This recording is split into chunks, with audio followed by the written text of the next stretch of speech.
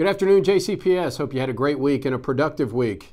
As you probably know, we had a really busy week here in our district and with our board. We had board meeting, but early in the week we also came to an agreement, as most people know, with the Kentucky Department of Education, and that highlighted the news cycle around JCPS for much of the week. First off, I want to thank our board members for their really committed work that has taken place over the past several weeks and really all of summer.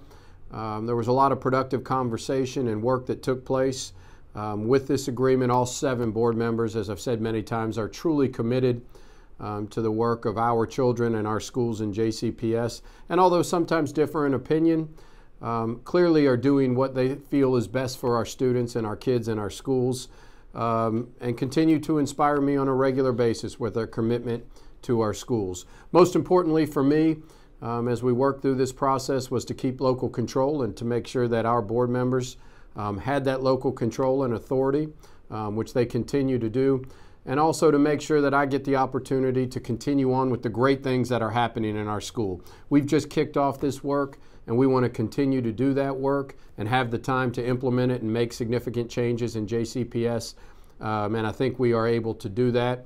I've spoken often about the work that's taking place in our schools, and I'm very passionate about that and want to continue that work. On Wednesday, I had the opportunity to present in front of the Kentucky Board of Education, and I really was able to highlight the work that we've started and want to continue that work. So I'm excited about the future of JCPS and can't wait to see the results of all of our great work in each of our schools. So getting into that work and the work that's taking place in every school, we are really working with our principals to make sure they focus on 3 big pillars in every single school that we want to make sure are a part of every school.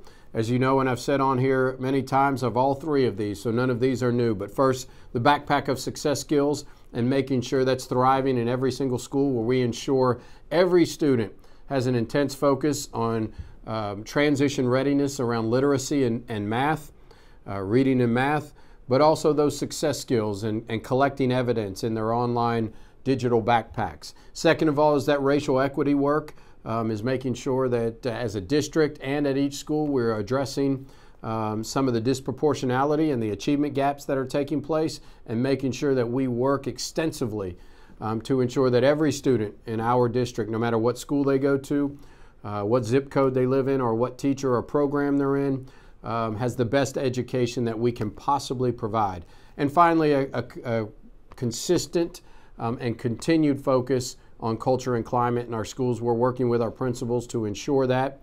I have to say I've been really inspired by the amount of people I've talked to that continue to tell me, principals, teachers, parents, that this is the best start that JCPS has ever had. So I'm really excited about that work, and we want to continue on with it.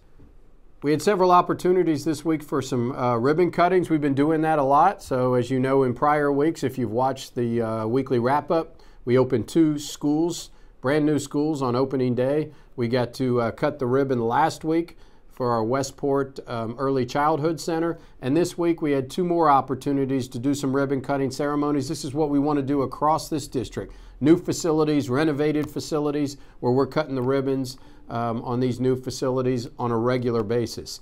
This week we got to do a ribbon cutting at the Home of the Innocents, the Weinberg Academy, which that's a great facility that takes some of our neediest students and make sure that they have the home that they need and the education that they need. I've said often I'm a big believer in making sure that our facilities are bright and shiny and top-notch, and really showing to our students, and many times our neediest students, how much this community cares about their education. And that was a great example of it. Brand new facility, art room, library, computer facility for the students at the Home of the Innocents. Was really excited to be a part of that. And then yesterday, without a doubt, an inspirational time for us with all the work that we've put into the academies of Louisville, was the ribbon cutting on the Industrial Maintenance Lab at Valley High School. Partnership with UPS. UPS put so much funds into making sure that we have a facility that mirrors a lot of the work that they do at their company. And so our students get the opportunity to work every single day in a laboratory that looks just like UPS, and so they can work with UPS employees and inside the school, take that work into their math, English, science, and social studies classroom, and then do field trips, job shadows, and apprenticeships that lead to a job at UPS. So it's both college and career for all of our students, and this is a game changer for the students at Valley High School. So congratulations to Valley. Thank you, UPS, for your work. This is exactly the model of the academies of Louisville that we want in all 14 of our academies of Louisville high schools. And so that wraps up a busy week. I know that we have Labor Day coming up, so a 3-day weekend. I always consider this Labor Day weekend to be the end of the start of school, and then we move into that continued day-to-day process of improvement throughout the school year. Parents, I want to remind you that it's open house season, so make sure you know when the open house is at your school. I did mine last night at No Middle School. Great crowd at No Middle School with all the parents making sure to meet my daughter's teachers and hear what's happening in the class. So we have that going on in all of our schools. First weekend in October, we'll have parent-teacher conferences. Parents, this is a great time to make sure you engage with your school with these opportunities.